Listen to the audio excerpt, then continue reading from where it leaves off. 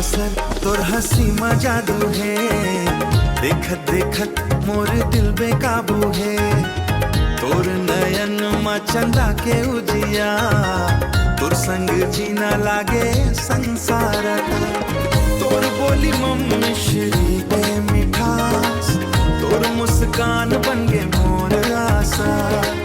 दिन रात तोर सपना देखो, तोर बिना अब कैसे रहा देखा सब तोर हंसी में जादू है, देखत देखत मोर दिल बेकाबू है।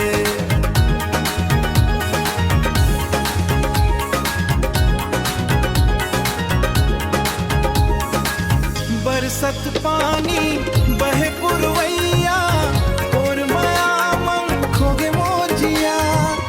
हाथ में हाथ धर ले एक बार, बन जाबो संग जिंदगी भर के यारा।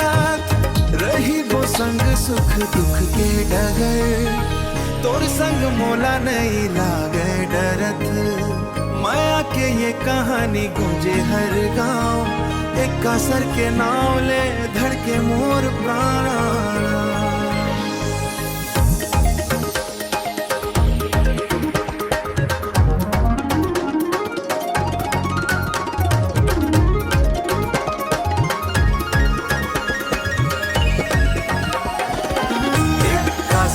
तोर हंसी में जादू है, देखत देखत मोर दिल बेकाबू है। तोर नयन में चंदा के उजिया, तोर संग जीना लागे संसार। एक असर तोर हंसी में जादू है, देखत देखत मोर दिल बेकाबू है। एक असर मोर दिल के रानी, तोर बिना अधूरी मोर कहानी।